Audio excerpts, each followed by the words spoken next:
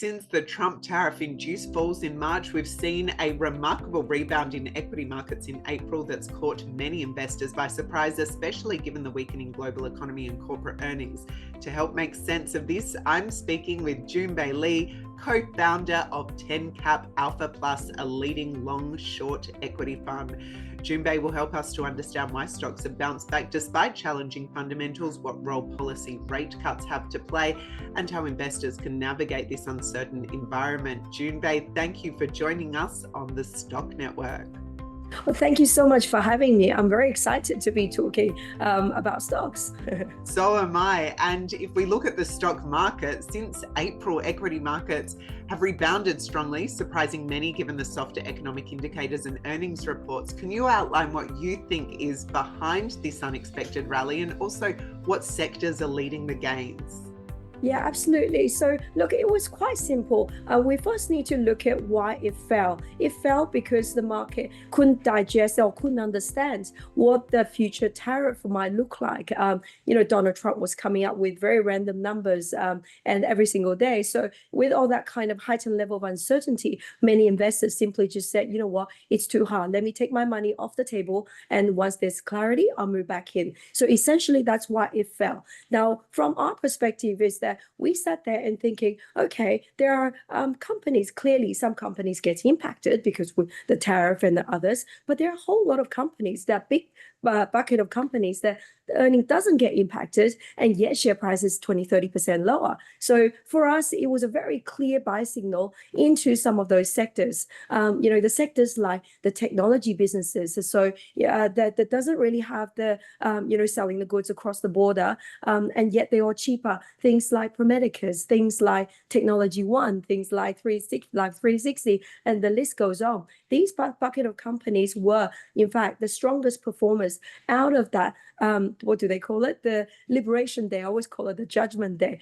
So they perform incredibly strong. That's just simply because, they shouldn't be lower to start with. Now, there's another bucket of companies where they actually focus, the growth is very much focused in Australia, Australian domestic companies.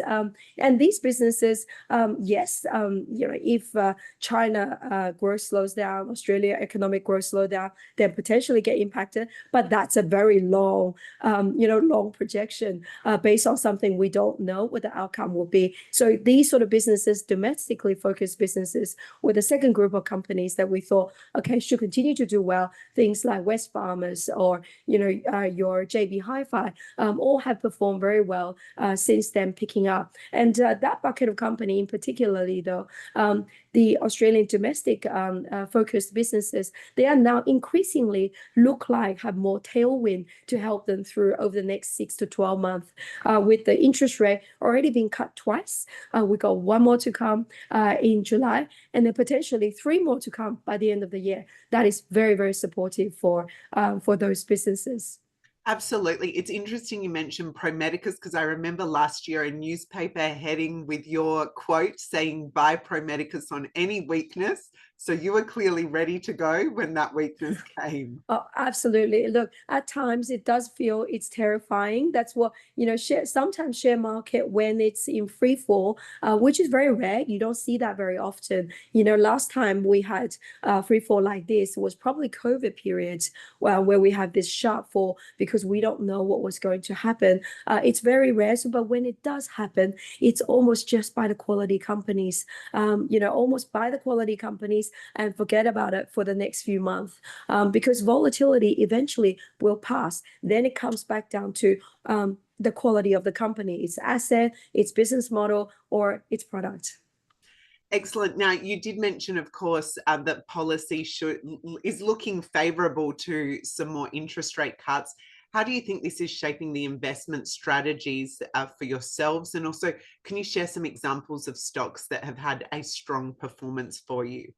Yeah, absolutely. So, if we're talking about putting the tech aside, they are done very well. But if you look at the domestic cyclicals, we actually think that there's still a lot of opportunity in this space, simply because at the moment economic conditions still a little bit patchy here in Australia. We had a couple of retailers had a bit of downgrade because of price competition, but we know things are getting better.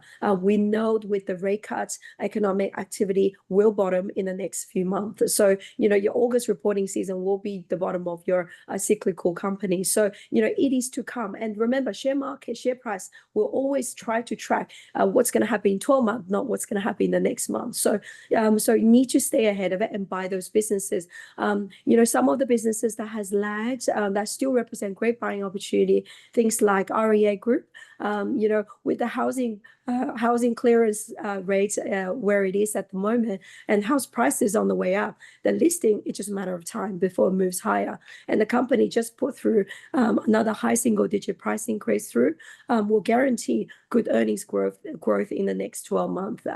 We think that one will do well. Company like Seek, job boards, how connected or how linked can it be to to our economic activity with rate cut. We think this company is probably trading at the bottom of its cycle. And there's many other more. Look, if we look at the retailers, I know JB Hi-Fi has done very, very well, but I think the earnings will continue to do quite well. But what's interesting is look at some of the home retailers, housing retailers. So, some of them actually had been sold off because of patchy retail condition. I think they're worth a look because they're much, much cheaper than the likes of JB Hi-Fi. And I think in the next 6 months, when the headwind turn into tailwind, these businesses all do pretty well. Things like Harvey Norman. Recently, we had Adairs just had a downgrade. Potentially, that's looking interesting. So there's a lot of opportunity in that space. But look, as investors, you need to do your homework. Absolutely. And thank you so much for taking us through all of that, Jun Bei, as the end of the financial year approaches. Great to see the blue sky ahead, and really appreciate your time and insights from TenCap.